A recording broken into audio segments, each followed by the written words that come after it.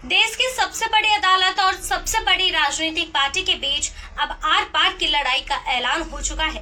एक तरफ बीजेपी सांसद का बयान गृह युद्ध भड़काया जा रहा है और दूसरी तरफ सुप्रीम कोर्ट के अंदर से आवाज, क्या आप चाहते हैं कि हम राष्ट्रपति को निर्देश दें? अब समझ जाइए, मामला हल्का नहीं है। ये सिर्फ कानून की लड़ाई नहीं है, ये उस भारत की लड़ाई है जो आज भी संविधान को सबसे ऊपर मानता है। 13 मई को देश के नए चीफ जस्टिस मिलने वाला है। BR गवई नाम सुना है? अब याद कर लीजिए, वो सिर्फ अगला CJI नहीं है, बल्कि भारत के इतिहास में दूसरे दलित मुख्य न्यायाधीश बनने जा रहे हैं। उनसे पहले KG बालकृष्णन थे और अब BR गवई मूल रूप से महाराष्ट्र से हैं, बाबा साहेब अम्बेडकर की विचारधारा के करीब, और सबसे बड़ी बात, वो किसी के इशारे पर चलने वाले नहीं है।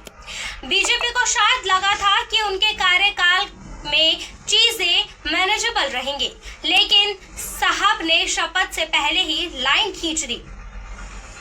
मुर्शिदाबाद में चुनावी हिंसा हुई, 3 लोगों की मौत हो गई। दुखद है, कोई शक नहीं, लेकिन बीजेपी सांसद, नेताओं और उनके वकीलों ने तुरंत कूदकर कहा, राष्ट्रपति शासन लगाइए।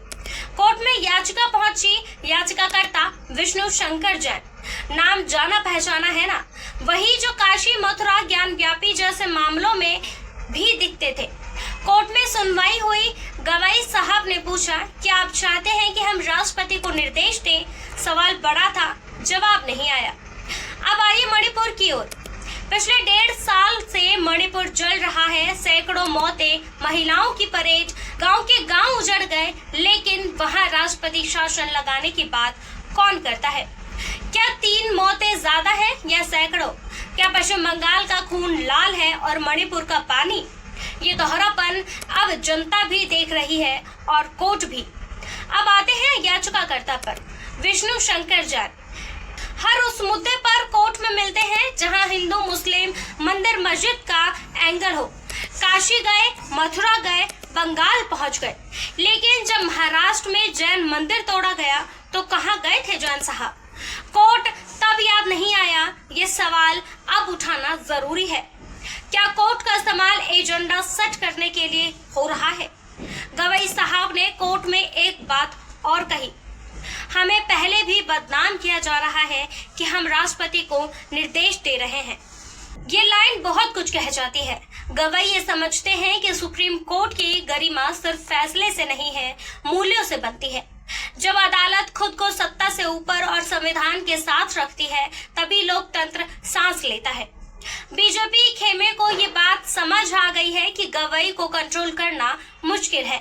अब नया नैरेटिव सेट हो रहा है। कोर्ट राजनीति कर रही है। कुछ चैनल्स और प्रवक्ता को कोर्ट के फैसलों को जुडिशियल एक्टिविज्म बताने लगे हैं। ये वही लोग हैं जो 2019 में कोर्ट को सलाम कर रहे थे जब राम मंदिर का फैसला आया था।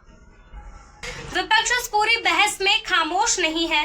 कांग्रेस, TMC, आम आदमी पार्टी सभी कह रहे हैं कि कोर्ट अगर मजबूत नहीं रहेगा तो लोकतंत्र बचेगा कैसे? आम जनता भी बढ़ चुकी है। कुछ लोग कह रहे हैं कि कोर्ट को सरकार को जवाबदेह बनाना चाहिए, तो कुछ लोग कह रहे हैं कि कोर्ट को राजनीति से दूर रहना चाहिए।